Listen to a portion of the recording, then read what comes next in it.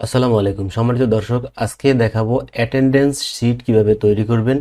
Attendance sheet বা হাজিরা বহি, সেটা হতে পারে কোনো প্রতিষ্ঠানের কর্মীদের, হতে পারে কোনো স্কুলের স্টুডেন্টদের। এখানে যদি আমি পি লিখি, এই যে পি লিখলাম, বাইরে ক্লিক করলাম, তাহলে দেখেন এখানে এক চলে আসছে অলরেডি, অর্থাৎ আমাদের এই ফরম্যাটটি কিন্তু কাজ করছে। এখানে যদি এল দেই, তাহলে দেখেন এই যে ওয়ান লেখা আসছে এল এ। আবার দেখেন এখানে যদি এইচডি দেই, এই যে এইচডি যে কোনো জায়গায় আপনি দিতে পারেন, তাহলে দেখেন এই যে হাফ ডের জায়গায় ওয়ান লেখা আসছে।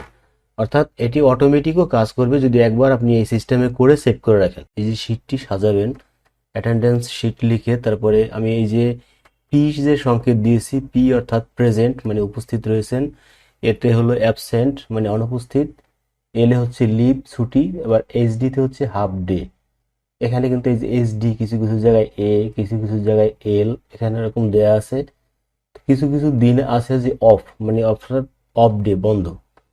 তো এখন আমরা যেটা বের করব এটা হচ্ছে যে আমরা টোটাল কর্মদিবস বা টোটাল দিন, যে টোটাল ডে কতদিন এটা বের করব, তারপরে টোটাল অনুপস্থিত বা অ্যাবসেন্স কতদিন সেটি বের করব, তারপরে লিভ কতদিন ছুটি নিয়েছে সেটা বের করব, হাফ ডে কতদিন কাজ করছে এটা বের করব, তারপরে প্রেজেন্ট কতদিন এটা বের করব।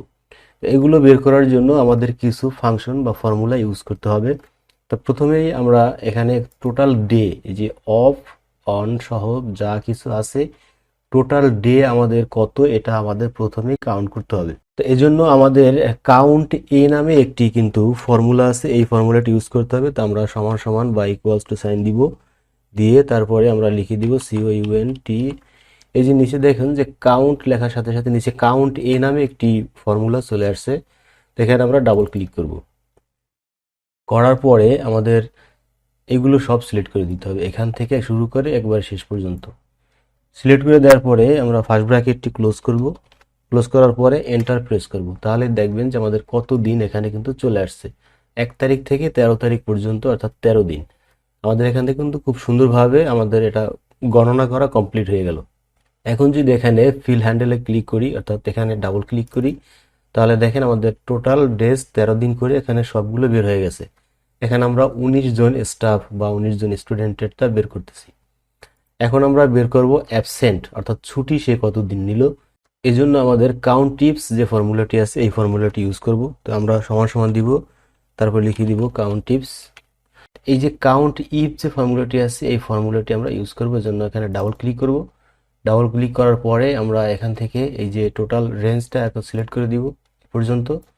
সিলেক্ট করে দেওয়ার পরে এখান থেকে আমরা একটি কমা দিয়ে দিব, এরপরে একটি ইনভার্টেড কমা দিয়ে আমরা দিব এ, আবার ইনভার্টেড কমা কমপ্লিট দিব, দেওয়ার পরে ফার্স্ট ব্র্যাকেট ক্লোজ করে দিব। দেওয়ার পরে এখন দেখেন কি করলাম, আমরা এই যে দিনগুলো সিলেক্ট করে দিলাম, এর মধ্যে কি আমরা চাই, এ কতবার আছে এটি আমরা চাই, এটা আমরা এখানে দেখিয়ে দিলাম। তো আমরা এন্টার প্রেস করব, তাহলে দেখেন এ কতবার আছে, একবার আছে, এখানে কিন্তু এ একবারই আছে। তারপর এখানে আবার ফিল হ্যান্ডেলে ক্লিক করব, তাহলে দেখেন কার কতবার আছে সেটা বের হয়ে গেল।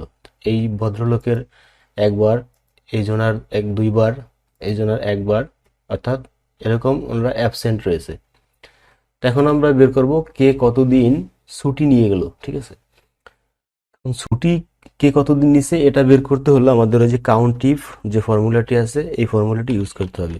একই সিস্টেম, আমরা এই যে কাউন্টিভে ডাবল ক্লিক করে দিই, দেওয়ার পরে আমরা আবার এই যে রেঞ্জটা আছে এই রেঞ্জটা আমরা সব এরকম সিলেক্ট করে দিই এই পর্যন্ত। দেওয়ার পরে আমরা আগের মতোই একটি কমা দিব। দেওয়ার পরে এখন আমরা কি চাই, আমরা চাই হচ্ছে লিভ অর্থাৎ এল, তারপর ইনভার্টেড কমা, তারপরে এল লিখবো, আবার ইনভার্টেড কমা দিয়ে ফার্স্ট ব্র্যাকেট কমপ্লিট করব। করার পরে আমরা এন্টার প্রেস করলেই দেখবেন আমাদের এই লিভ কতদিন এটি বের হয়ে যাবে।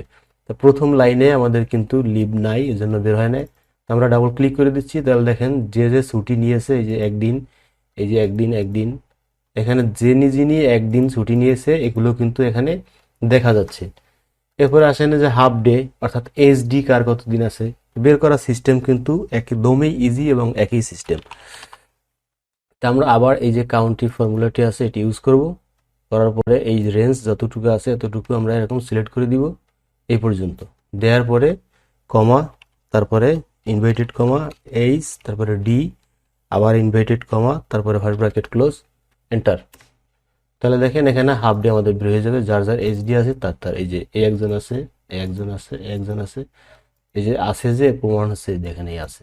ঠিক আছে, তাহলে আমাদের হাফ ডেও বের করলাম। এখন আমরা বের করব কি, এখন আমরা বের করব প্রেজেন্ট, অর্থাৎ তিনি কতদিন এখন উপস্থিত রয়েছে এটি আমরা বের করব। এখন প্রেজেন্ট যদি বের করতে হয় এটা খুবই ইজি, ওই একই সিস্টেম, আমরা ইকুয়ালস টু দিব, তারপরে কাউন্ট ইফ লিখব, বা কাউন্ট লিখলে এখানে যে অপশনটি আসবে কাউন্ট ইফসে ক্লিক করব, করার পরে আমাদের যে অ্যাটেন্ডেন্স শিটটি আছে এখানে যদি 13 দিনের জায়গায় 30 দিনও থাকে কোনো সমস্যা নেই, একই সিস্টেমে শুরু থেকে লাস্ট দিন পর্যন্ত সিলেক্ট করে দিবেন। দেওয়ার পরে এরপরে আমরা একটি কমা দিয়ে দিব। এখন আমরা দিব ইনভার্টেড কমা, তারপরে পি, আবার ইনভার্টেড কমা, তারপরে ফার্স্ট ব্র্যাকেট ক্লোজ, এরপরে আমরা এন্টার দিব। তাহলে দেখবেন যে প্রেজেন্ট কতদিন এটি কিন্তু আমাদের বেরিয়ে গেল। এখন দেখেন আমাদের আরেকটি জিনিস বাকি আছে, কি দেখেন, আমাদের যদি অফিস হয়, অফিসের ক্ষেত্রে কিন্তু এই যে অফ ডে আপনি কিন্তু স্যালারি পাবেন। যেদিন শুক্রবার বা গভর্নমেন্টের ছুটি থাকে সেদিন কিন্তু আপনি স্যালারি পাবেন, যে জন্য আপনার কিন্তু এই স্যালারি শিট যদি হয় তাহলে কিন্তু এখানে এই যে শুধু পি দিয়ে যে প্রেজেন্ট এটি কাউন্ট করলেই হবে না। তখন কি কি করতে হবে, তখন আপনার করতে হবে, তখন এই যে অফ ডে আছে অফ ডে সহ কাউন্ট করতে হবে।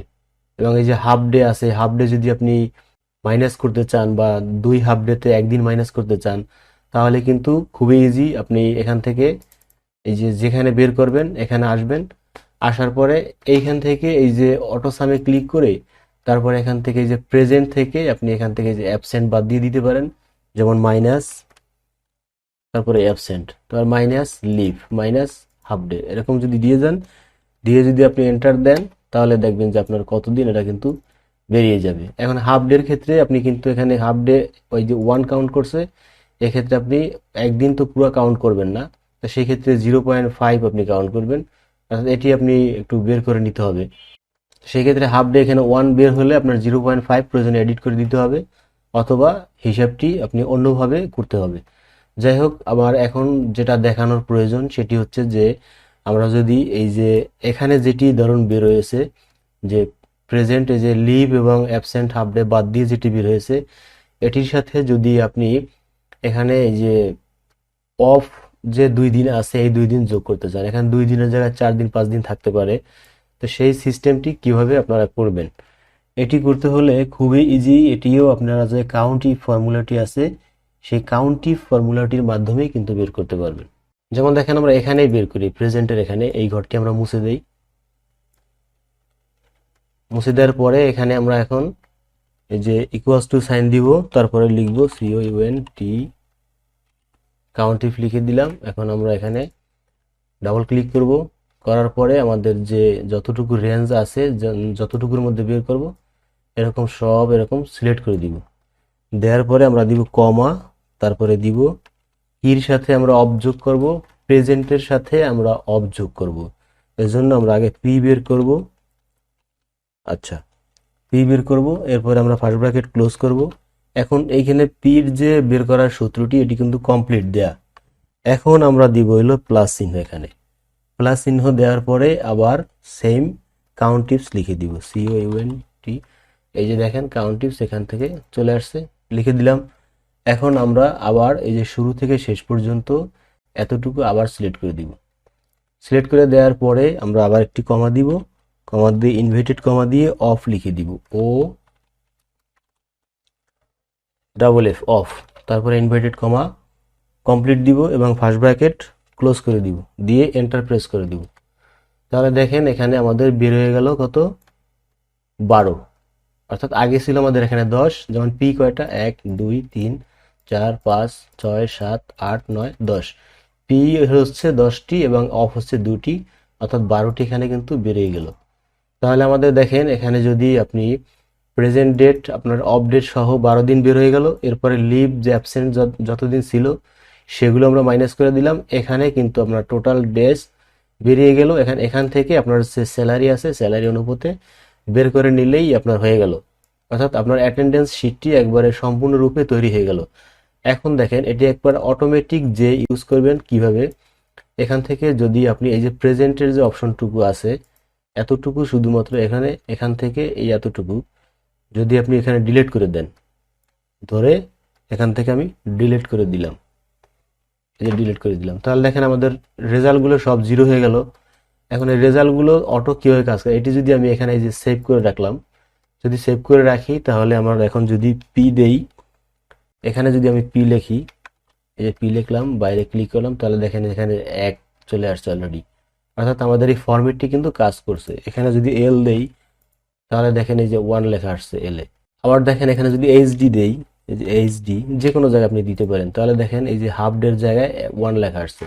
অর্থাৎ এটি অটোমেটিকও কাজ করবে যদি একবার আপনি এই সিস্টেমে করে সেভ করে রাখেন। তো আশা করি আমার ভিডিওটি ভালো লেগেছে। যদি ভালো লেগে থাকে তাহলে অবশ্যই আমার চ্যানেলটি সাবস্ক্রাইব করে দিবেন এবং ভিডিওটিতে একটি লাইক দিয়ে দিবেন। ভিডিওটি যদি ফেসবুকে দেখেন তাহলে অবশ্যই ফলো বাটনে প্রেস করে রাখবেন। সকলে ভালো থাকবেন। আল্লাহ হাফেজ। আসসালামু আলাইকুম।